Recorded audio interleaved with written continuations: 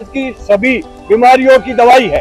कहीं ना कहीं प्रमुख मुद्दा जातिगत जनगणना और जो ईवीएम द्वारा जो बाबा साहब ने हमारा वोट की संविधान के तहत वोट की ताकत दी थी, उस वोट की ताकत को ईवीएम ने खत्म कर दिया। इसलिए दिल्ली के रामलीला मैदान में मैं तमाम बहुसंघ समाज के संगठनों से, बहुसंघ समाज के नेताओं से, बहुसंघ समाज के समाज सेवियों से आह्वान करता हूं कि वो 10 और 11 मार्च को दिल्ली के ऐतिहासिक रामलीला मैदान में भारी संख्या में पहुंचकर इस न्याय अधिकार महाकुंभ को कामयाब करें और बहुसंघ समाज के हक अधिकार दिलाएं। तो तभी जा करके हम अपने हक अधिकार की लड़ाई लड़ सकते हैं।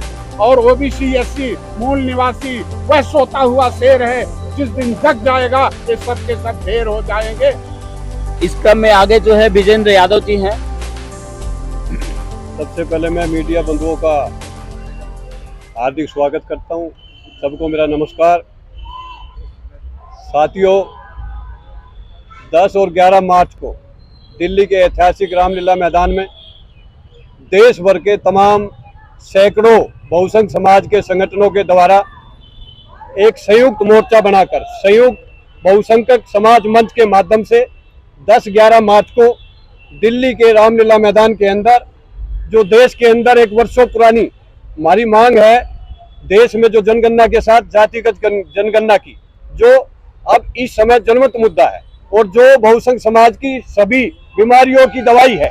कहीं ना कहीं प्रमुख मुद्दा जातिगत जनगणना और जो ईवीएम द्वारा जो बाबा साहब ने हमारा वोट की संविधान के तहत वोट की ताकत दी थी, उस वोट की ताकत को ईवीएम ने खत्म कर दिया। उस वोट की ताकत को बचाने के लिए बैलेट पेपर से चुनाव कराकर इस देश के अंदर ईमानदारी से चुनाव कराया जाए। इसके साथ तमाम बहुसंघ समाज के मुद्दों पर वहां पर बहुसंघ समाज के लोग चर्चा करेंगे, उनके उत्थान के लिए, उनके हक अधिकार दिलाने के लिए। लेकिन जो जातिगत जनगणना का मुद्दा है, ये एक ऐसा जनमत मुद्दा है। अगर ये आने वाले संसद के सत्र के अंदर जो मार्च में हमारा शुरू होने जा रहा और जो मान्यवर काशीराम की जयंती पर जो 10-11 मार्च को हम लोग इस न्याय अधिकार महाकुंभ को करने जा रहे हैं, तो जातिगत जनगणना कराने की क्यों जरूरत पड़ी हमारे को?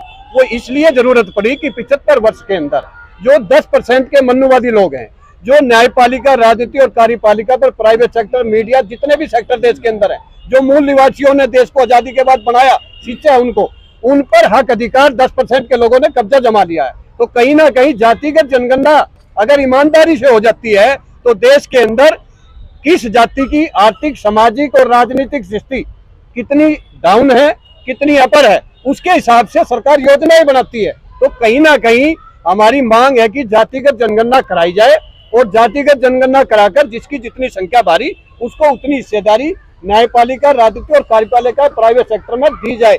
और आने वाले टाइम में जो ईवीएम द्वारा जो वोट की ताकत को हैंग किया जा रहा है, तो हमारा ये मुद्दा है कि आने वाले विधानसभा चुनाव और 24 के लोकसभा चुनाव से पहले जो भी चुनाव हो, उसको बैलेट पेपर से चुनाव कराया जाए। इसलिए तमाम बहुसंघ समाज के संगठन 10 और 11 मार्च को इस देश की राजधानी ऐतिहासिक रामलीला मैदान में भारी संख्या में नहीं, करोड़ों की लोग संख्या में पहुंच रहे हैं और वो अपने हक अधिकार की लड़ाई के लिए अपने लोगों को जागरूक करेंगे।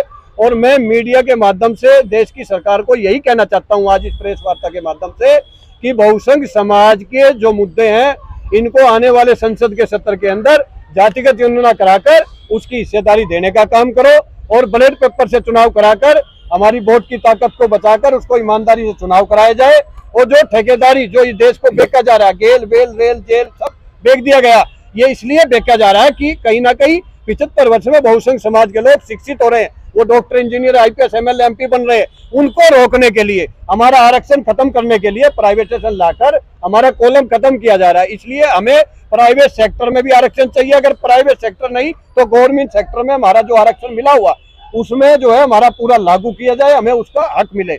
एक है कॉलेजियम सिस्टम, जो अभी इस टाइम आपने देख रहे होंगे जनमत मुद्दा है। एक तरफ तो मंत्री जी कहते हैं कि ये गलत है, चीफ जस्टिस कहता है ये ठीक है। मैं कहना चाहता हूँ दोनों मिले हुए हैं कहीं ना कहीं। कॉलेजियम सिस्टम से 75 वर्ष में 350 परिवार, वही मनुवादी, एक ही जाति के लोग उस पर कब्जा जमाए बैठे हैं।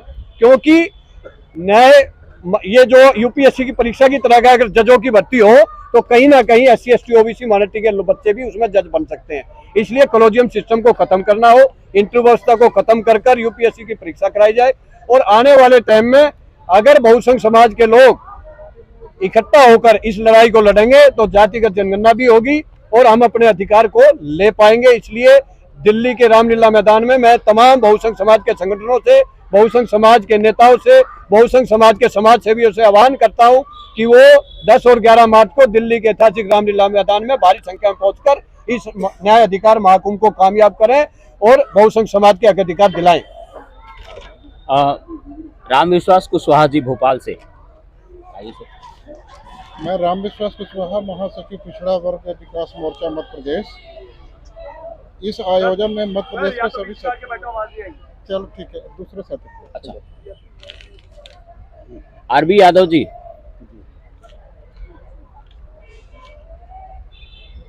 सभी मीडिया भाइयों को धन्यवाद, क्योंकि हमारी दबी कुचली आवाज़ को देश के और बड़े लोकतंत्र में पहुंचाने का काम कर रहे हैं।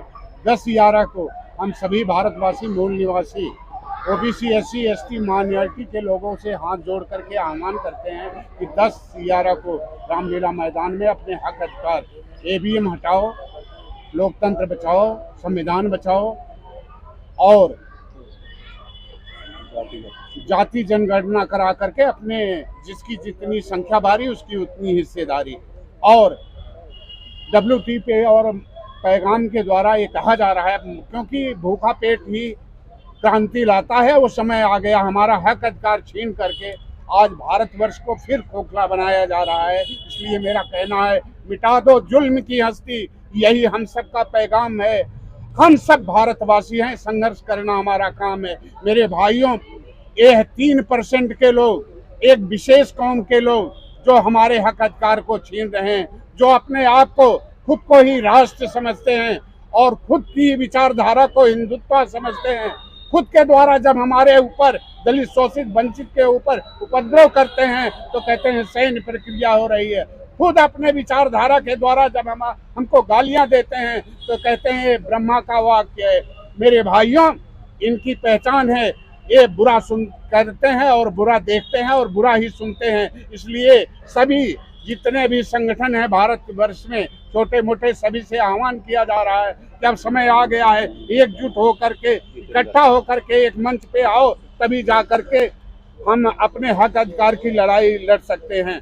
और ओबीसी, SC मूल निवासी वह सोता हुआ शेर है, जिस दिन जग जाएगा ये सब के सब ढेर हो जाएंगे। इसलिए समय आ गया है। 2024 अगर कहीं आपके हाथ से चला गया तो फिर नवीन रियासतीकरण हो जाएगा, फिर उसी तरह का जैसे राजा महाराजा की तानाशाही चलती थी। आज गद्दी पर देख लीजिए, गद्दी पर जो बैठे हैं बुज़दिल हैं, फौलाद नहीं। आवाम, किसान, मजदूर, दलित, शोषित, वंचित का दर्द हो क्या जाने, जिनके घर औलाद नहीं। आज एक तरह से देखा जाए कि हम लोगों की बात सुनने वाले यही कह के आए थे कि आप लोगों को 15 लाख खाते में और आपका हक अधिकार दिया जाएगा, किसानों की आय दुगनी की जाएगी, लेकिन कहीं न कहीं हर रास्ते से भटका दिए हैं। आज घाव पे घाव दे रहे हैं। जब तक एक जगह मरहम लगाया जा रहा है, दूसरा घाव हो जा रहा है। झूठ पे झूठ बोल रहे हैं, ये कब तक चलेगा? आज पूरा भारतवर्ष देख रहा है, पूरा विश्व की निगाह भारत पे रहती थी। मैं एक पाकिस्तान का छोटा सा एक गाना आप लोगों के बीच में चल रहा है, जुल्ले लाल के बुल्ले लाल ने मिलकर हाहाकार मचाया, जुल्ले लाल के बुल्ले शाह ने मिलकर हाहाकार मचाया, फिर योगी बुलडोजर लेके घर में आग लगाया।